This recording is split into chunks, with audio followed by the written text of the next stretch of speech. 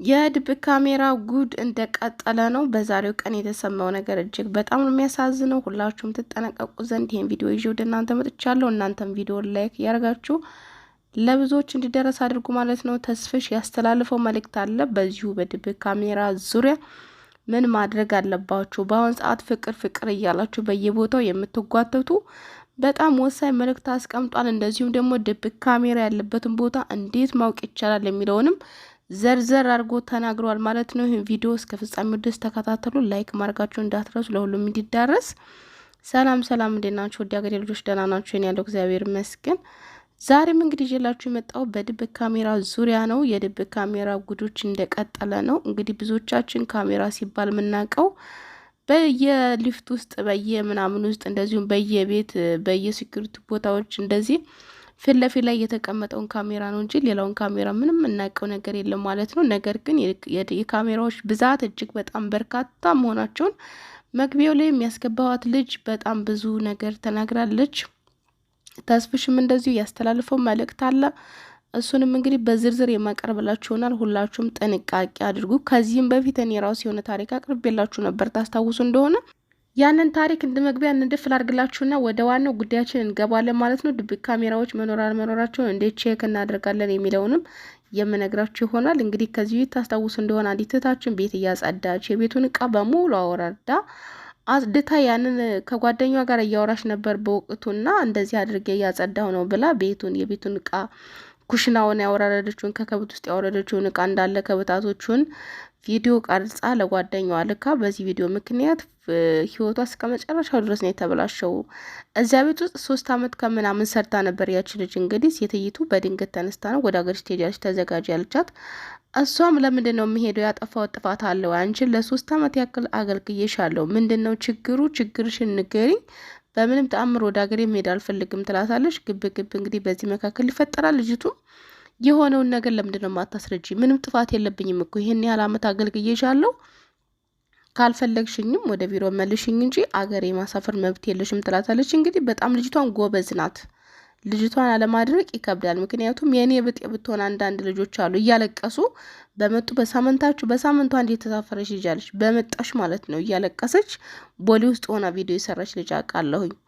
እና እሷ ግን በጭራሽ አይሆንም፣ ጥፋቴን ንገሪኝ፣ አስረጅኝ፣ እስካላጠፋው ድረስ በፍጹም እንደዚህ ማድረግ መብት የለሽም ስትላት ፖሊስ ጠርታ ነው በፖሊስ ያዘዘቻት ማለት ነው። መንግድ ነው እንግዲህ ያንን የቀረጸችውን ቪዲዮ ቀጥታ ለፖሊስ ነው አሳልፋ የሰጠችው። በዚህ ምክንያት ልጅቷ ያለችበት ሁኔታ እንግዲህ ሀቢባ ቤት ቀርባ እያለቀሰች ጓደኛዋን ስትናገር የነበረችው ማለት ነው። መቼም ተከታትላችሁታል ብዬ አስባለሁ። ከዚህ በፊት አቅርቤላችሁ ታስታውሱት እንደሆነ በጣም ያሳዝናል። ድብቅ ካሜራ በጣም ብዙ መዘዝ ነው እያመጣ ያለው በአሁን ሰዓት። ተስፍሽም ታዲያ ይህንን አክሎ መልእክቱን አስተላልፏል። እንደዚሁም መግቢያው ላይ እያስገባሁላችሁ ታችን በትንሹ ነው ያስገባሁላችሁ። እሷም እንግዲህ ኩሽና ውስጥ ገብታ ውሃ እያጠጣች በነበረበት ሰዓት ሰውየው ጉድ ተመልከቱ ውሃ ደም ምናምን በቃ ምን እየተካሄደ ነው ቤት ውስጥ ጉዲው እያለ ካሜራው እንግዲህ ያው እነሱ በድብቅ ካሜራ ቀርጸውት፣ ነገር ግን ቪዲዮ ለቀውታል ማለት ነው።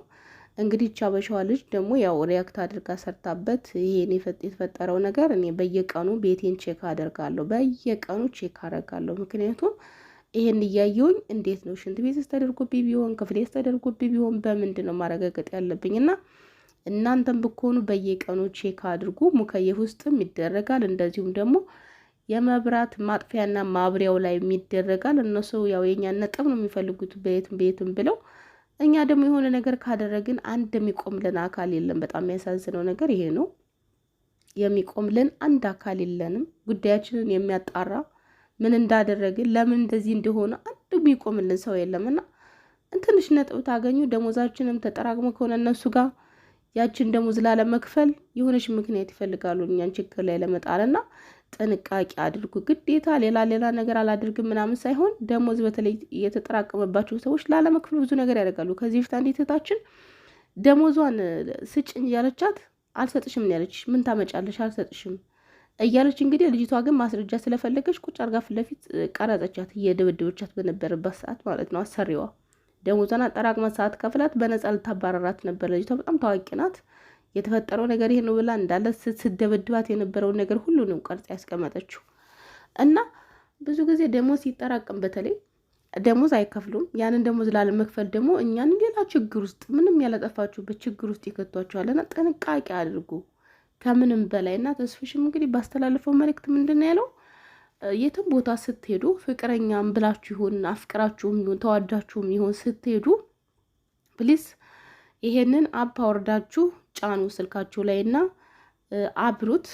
ኦፕን አድርጋችሁ ካሜራ መቀመጥ አለመቀመጡን ቼክ ሳታደርጉ ምንም አይነት ነገር ፍቅርም ሆነ ምንም ነገር እንዳትሰሩ ከፍተኛ ጥንቃቄ አድርጉ ብሎ እንግዲህ ተስፍሽ ይኸው አፑንም አንድ ላይ ይዞላችሁ መጥቷል ማለት ነው። ይህንን አፕ ቀጥታ ስልካችሁ ላይ አወርዳችሁ እንደምታዩ ከተስፍሽ ራስ ስር ነው ያለው። አውርዳችሁ ኦፕን አድርጋችሁ በመጀመሪያ ክፍሉ መርምሩ። በአሁን ሰዓት ፍቅር ምናምን የሚባል ነገር የለም። ፍቅር የሚለው ስም ነው እንጂ ከኛ ጋር ያለው እውነተኛው ፍቅር የለምና ከፍተኛ ጥንቃቄ አድርጉ። ምንም አይነት ነገር እንዳታደርጉ በዚህ ቅድሚያ ስልካችሁን ከፍታችሁ ቼክ ሳታደርጉ ብሎ መልእክቱን አስተላልፏል። ለምን በአሁን ሰዓት በጣም በርካታ ሰዎች አይደለም በፍቅር በሴት ጓደኞቻቸው ቪዲዮ እየተያዘባቸው ብራቸውን እየሰሩ ልክ ቤተሰብ ሳይሆን የሚረዱት ልጆቻቸውን ሳይሆን የሚያሳድጉት ለነሱ ነው በየወሩ የሚከፍሏቸው። ለምን ቤታቸው ነይ ይባላሉ፣ ይጠራሉ። ከተጠሩ በኋላ አዙረው አያስቡም። እንዴት የራሴ ጓደኛ ለክፉ ቀን ደጉ ቀን ያሳለፈችኝ አብራኝ ያሳለፈችኝ ጓደኛ እንዴት አደረገኛለች ብሎ መጠርጠር ይከብዳል። እና ሻወር ሲወስዱ ሊሆን ይችላል የተለያዩ ነገሮችን ሲያደርጉ ሽንት ቤት በሚገቡ ሰዓት በዚህ ቅርጽ ካደረጉና ስልካቸውን ደብቀው ይቀርጿቸዋል ማለት ነው። ገባችሁ? በምንም በማታስቡት ሲስተም ውስጥ ነው እነሱ የሚያስገቧቸው። እነሱ አቀደውበት ተዘጋጅተውበት ነው። እናንተ ደግሞ እንደዚህ ብላችሁ አታስቡም። እና የትም ቦታ ስትሄዱ የምታድሩ ከሆነ የሆነ ነገር የምታደርጉ ከሆነ ቅድሚያ ይሄንን ነገር አውርዳችሁ ቤቱ መርምሩ። ፍቅረኛም አለኝ በሉ ምንም በሉ ምን ይሄንን ነገር አድርጉ ብሎ አደራው መልእክቱን አስተላልፏል ተስፍሽ ወንድማችን ማለት ነው። እኔም ይሄው መልእክቱን አድርሽላችኋለሁኝ። ጥንቃቄ ለራስ ነው። በጣም ብዙ ልጆች ተበድለዋል።